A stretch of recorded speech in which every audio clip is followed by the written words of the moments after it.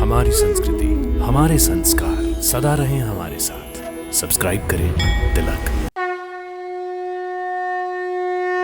भक्तों नमस्कार, प्रणाम और हार्दिक अभिनंदन। भक्तों, तीर्थराज की संज्ञा प्राप्त प्रयागराज का धार्मिक, आध्यात्मिक, सांस्कृतिक और ऐतिहासिक महत्व है, क्योंकि यहाँ एक तरफ गंगा, यमुना और सरस्वती पतित पावनी नदियों का संगम त्रिवेणी क्षेत्र और प्रयागराज में महर्षि भारद्वाज और महर्षि लोमस का आश्रम है, तो वहीं महान राष्ट्रभक्त अमर बलिदानी चंद्रशेखर तिवारी आजाद अर्थात चंद्रशेखर आजाद बलिदान स्थल और प्रयाग संगीत समिति भी अवस्थित है।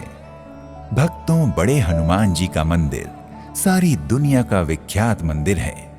ये मंदिर भारत के राज्य उत्तर प्रदेश के प्रयागराज में संगम के समीप यमुना तट पर स्थित है। इस मंदिर की विशेषता ये है कि यहाँ हनुमान जी की अद्भुत दक्षिणाभिमुखी मूर्ति लेटी हुई अवस्था में विराजमान है। यहाँ भगवान हनुमान जी की लेटी हुई मूर्ति को पूजा जाता है। ये मूर्ति लगभग 20 फीट लंबी है और धरातल से 8 से 10 फीट नीचे अवस्थित है। संगम नगरी में इन्हें बड़े हनुमान जी, किले वाले हनुमान जी, लेटे हनुमान जी और बांध वाले हनुमान जी के नाम से जाना जाता है। बड़े हनुमान जी महाराज जो है हमारे तीर्थराज प्रयाग के कोतवाल कहे जाते हैं। यहाँ तीर्थराज में जितने भी तीर्थ हैं, इन तीर्थों की जो रक्षा करते हैं स्वयं हनुमान जी महाराज करते हैं। तो हनुमान जी को यहाँ तीर्थराज में कोतवाल भी कहा जाता है। आपने हनुमान जी को ढंग से देखा होगा, एक हाथ में उनके राम लक्ष्मण है और अहिरावण को मारा हुआ पैरों तले और पीछे मगर ध्वज। तो जब अहिरावण को मारा तो हनुमान जी का विशाल रूप हो गया था, बड़ा रूप। लेकिन संगम की भूमि पे इस मूर्ति का एक अलग महत्व है। इस संगम की भूमि पे हनुमान जी विश्राम कर रहे हैं, इसलिए इन्हें यहाँ लेटे हुए हनुमान जी के नाम से जाना जाता है। हनुमान जी की इस मूर्ति के बाएं पैर के नीचे कामदा देवी और दाएं पैर के नीचे अहिरावण दबा है। उनके दाएं हाथ में राम लक्ष्मण और बाएं हाथ में गदा सुशोभित है। माना जाता है कि यहाँ विराजमान बजरंग बली आने वाले भक्तों की सभी मनोकामनाएं पूर्ण करते हैं। भक्तों, एक पौराणिक कथा के अनुसार त्रेता युग में जब प्रभु श्री राम रावण का वध करके माता सीता, भाई लक्ष्मण और प्रिय भक्त हनुमान के साथ संगम स्नान करके ऋषि भारद्वाज के आश्रम की ओर जाने लगे, तो हनुमान जी इसी स्थान पर अत्यधिक थकान के कारण मूर्छित हो गए। जगत जननी माता सीता से हनुमान जी का कष्ट देखा न गया, इसलिए उन्होंने हनुमान जी का शारीरिक कष्ट दूर करने हेतु स्वयं अपने हाथों से पवन पुत्र के शरीर पर अपने सुहाग के सिंदूर का लेप लगाया और उन्हें अजर अमर रहने का अमोघ आशीर्वाद दिया। जो भी इस त्रिवेणी तट पर संगम स्नान को आएगा, उसे संगम स्नान का असली फल तभी मिलेगा जब वो हनुमान जी के इस विग्रह का दर्शन करेगा। इसलिए आज भी भक्त इस मंदिर में सिंदूर और कुमकुम चढ़ाते हैं। भक्तों, प्रयागराज के इस मंदिर का प्रामाणिक इतिहास तो लगभग 300 वर्षों का ही है, लेकिन इस मंदिर को 600-700 वर्ष पुराना माना जाता है। एक प्राचीन कथा के अनुसार कन्नौज के राजा निसंतान थे। उन्होंने संतान प्राप्ति हेतु अनेक उपक्रम किए, परंतु उन्हें संतान सुख प्राप्त न हुआ। राजा अत्यधिक दुखी होकर अपनी संतानहीनता की समस्या के निदान हेतु अपने कुलगुरु के पास गए।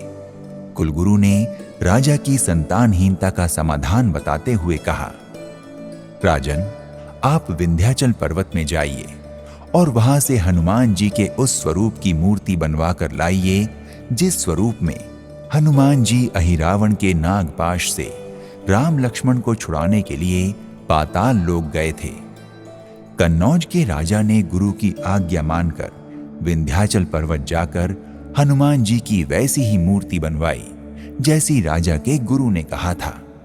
कहा जाता है कि जब राजा जलमार्ग से नाव द्वारा मूर्ति लेकर वापस आ रहे थे, तभी संगम के समीप अचानक नाव टूट गई और उसी स्थान पर हनुमान जी की प्रतिमा जलमग्न हो गई। राजा ने जलमग्न मूर्ति को पुनः प्राप्त करने का बहुत प्रयास किया, लेकिन मूर्ति उन्हें प्राप्त न हो सकी। वो दुखी मन से अपने राज्य वापस लौट गए। इस घटना के कई वर्षों बाद जब गंगा का जल स्तर घटा तो वहां धूनी जमाने का प्रयास कर रहे दिगंबर साधु राम भक्त बाबा बालगिरी महाराज जी को वही हनुमान जी की मूर्ति लेटी हुई अवस्था में प्राप्त हुई। जब ये जानकारी कन्नौज के राजा को हुई तो उन्होंने इस स्थान पर हनुमान जी के मंदिर का निर्माण करवा दिया।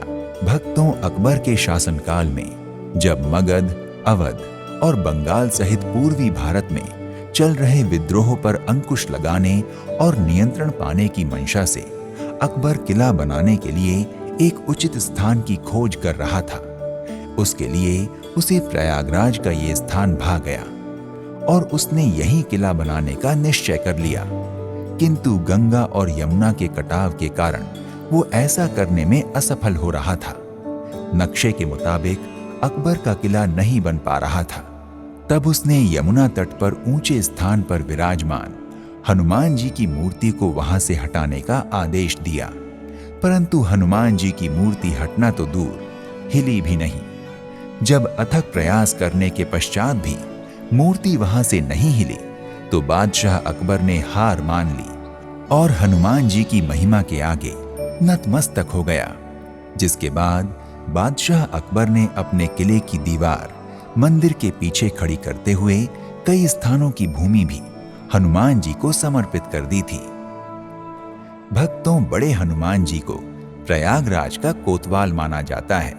कहा जाता है कि भक्तों को प्रयागराज के त्रिवेणी क्षेत्र में माघ स्नान, पुरुषोत्तम माघ स्नान, कुंभ स्नान, अर्ध कुंभ स्नान, महाकुंभ स्नान और संगम स्नान आदि का संपूर्ण पुण्य फल तभी प्राप्त होता है जब वे इस मंदिर में आकर बड़े हनुमान जी का दर्शन पूजन करते हैं। भक्तों, हनुमान जी के मंदिर परिसर में प्रवेश करते समय सर्वप्रथम हनुमान जी के गदा के दर्शन होते हैं।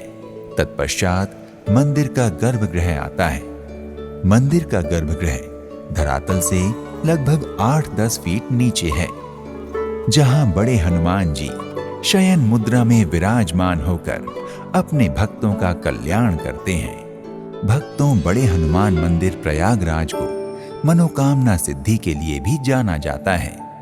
लोगों की मान्यता है कि जो भक्त यहां आकर हनुमान जी से सच्ची श्रद्धा व आस्था के साथ अपनी मनोकामना सिद्धि की प्रार्थना करता है, उसकी मनोकामना हनुमान जी अवश्य पूरी करते हैं। इसलिए प्रयागराज में ही नहीं, आसपास कई जिलों के अंतर्गत हनुमान जी का ये सबसे लोकप्रिय मंदिर है। इसलिए इस मंदिर में प्रायः दूर दराज से नेता, प्रशासनिक अधिकारी व अन्य बड़ी हस्तियां दर्शन पूजन करने आती हैं। भक्तों, प्रयागराज के इस मंदिर में विराजमान हनुमान जी बड़े अद्भुत और चमत्कारी हैं। इसलिए इस मंदिर में प्रायः भक्तों का तांता लगा रहता है। लेकिन मंगलवार और शनिवार के दिन तो इस मंदिर में भक्तों की बेशुमार भीड़ होती है, क्योंकि लोगों का विश्वास है कि मंगलवार और शनिवार को यहाँ आकर हनुमान जी का दर्शन पूजन करने वाले भक्तों का मनोरथ हनुमान जी अवश्य पूर्ण करते हैं। जिन भक्तों का मनोरथ हनुमान जी की कृपा से पूर्ण हो जाता है, वे सभी भक्त ढोल नगाड़े बजाते व नाचते गाते इस मंदिर में आते हैं और हनुमान जी महाराज को निशान यानी धर्म ध्वज चढ़ाते हैं। भक्तों, प्रयागराज के बड़े हनुमान जी के मंदिर में सदियों से एक अद्भुत व दिव्य चमत्कार देखने को मिलता है। प्रयागराज में जब भी भयंकर बाढ़ आती है तो मां गंगा स्वयं संगम से चलकर इस मंदिर में पहुंचकर हनुमान जी की मूर्ति का जलाभिषेक किया करती हैं। और जैसे ही मां गंगा का जल मंदिर में पहुंच जाता है, उसके बाद गंगा का जल स्तर कम होने लगता है। जल का विशेष महत्व है। जल का माता जानकी जो हनुमान जी के शरीर पर लेपन किया था, उससे उनके शरीर के जो घाव थे, दर्द थे, वो समाप्त हो गए थे। तब से माता जानकी के रूप में स्वयं त्रिवेणी, माँ यमुना, गंगा, माँ सरस्वती स्वयं हनुमान जी को नहलाने आती है। इसलिए ये विधान कहा जाता है कि जब हनुमान जी स्नान नहीं करते हैं उस कालखंड में इस क्षेत्र में अकाल पड़ता है, और जब हनुमान जी स्नान करते हैं तो पूरा क्षेत्र समृद्धशाली बन जाता है। इसलिए बड़ा महत्व है इस स्नान का। इस चमत्कार को देखकर श्रद्धालु, भक्त व प्रयागराज वासी हनुमान जी के सामने मुदित मन से नतमस्तक हो जाते हैं। भक्तों, प्रयागराज के बड़े हनुमान मंदिर में प्रायः 4 बजे से पूजा व अभिषेक का शुभारंभ होकर लगभग 8 बजे तक चलता रहता है। भक्तों, प्रयागराज बड़े हनुमान मंदिर में प्रतिदिन प्रातः और सायं 2 आरतियां होती हैं। आरती का दृश्य बड़ा मनोहर और विहंगम होता है।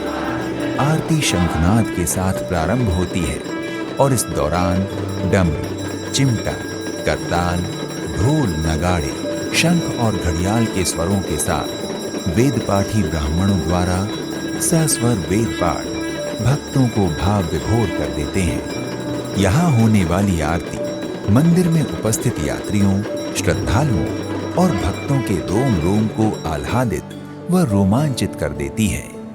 भक्तों, यदि आपको प्रयागराज के बड़े हनुमान जी के मंदिर दर्शनार्थ जाने का सौभाग्य प्राप्त होता है तो मंदिर की आरती का दर्शन लाभ अवश्य लें। इतना ही नहीं, यहाँ सायं 6 बजे होने वाली संगम आरती को देखकर तो सभी भक्त मंत्र मुग्ध हो जाते हैं। ढोल और नगाड़ों के साथ होने वाली संगम आरती सभी भक्तों को अपने में लीन कर देती है। इस आरती का दृश्य बहुत ही मनभावन होता है। भक्तों, प्रयागराज के बड़े हनुमान मंदिर में दर्शन की कोई विशेष समय सीमा निर्धारित नहीं है। प्रातः मंदिर खुलने के साथ यानी प्रातः 4 बजे से रात 10 बजे तक भक्तों की उपस्थिति बनी रहती है। इसलिए आप जब यहाँ दर्शन करने जाएं तो इस समय अवधि का अवश्य ध्यान रखें। भक्तों, अगर आप प्रयागराज में बड़े हनुमान मंदिर की यात्रा के बारे में विचार कर रहे हैं तो आप यहाँ की यात्रा किसी भी समय कर सकते हैं। भक्तों, अगर आप बड़े हनुमान मंदिर दर्शनार्थ जा रहे हैं और इसके आसपास ठहरने की कोई अच्छी जगह देख रहे हैं तो प्रयागराज शहर में आपको ठहरने के कई विकल्प मिल जाएंगे। यहाँ धर्मशालाओं, अतिथि गृहों के साथ साथ मध्यम स्तरीय और शीर्ष होटल हैं जहाँ आप अपनी सुविधा और क्षमता अनुसार ठहर सकते हैं। भक्तों, अगर आप बड़े हनुमान मंदिर जाने की योजना बना रहे हैं और दर्शन पूजन के अलावा पर्यटन में भी रुचि रखते हैं तो यहाँ मंदिर और गंगा जी के घाट के अलावा अन्य लोकप्रिय दर्शनीय स्थल हैं जहाँ आप बड़े हनुमान मंदिर की यात्रा के दौरान जाकर पर्यटन का आनंद ले सकते हैं।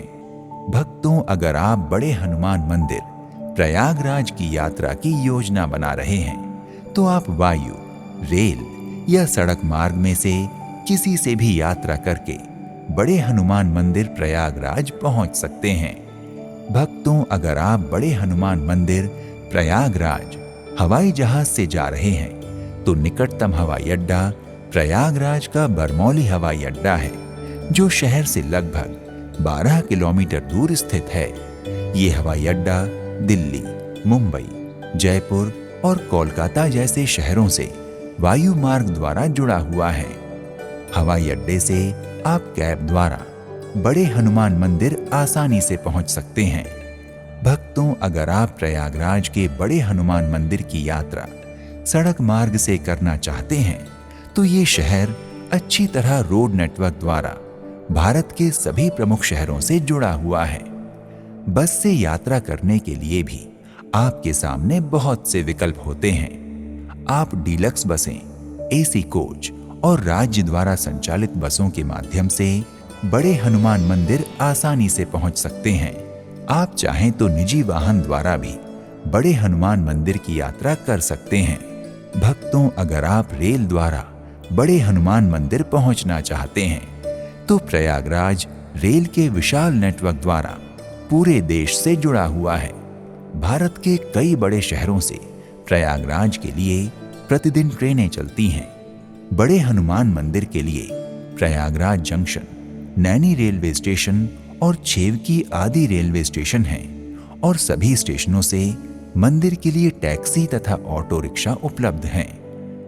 भक्तों, अगर आप प्रयागराज पहुंचकर बड़े हनुमान जी के दर्शन पूजन और उनका आशीर्वाद प्राप्त करने के इच्छुक हैं, तो अपने बजट, क्षमता और सुविधा अनुसार यात्रा का शुभारंभ कीजिए।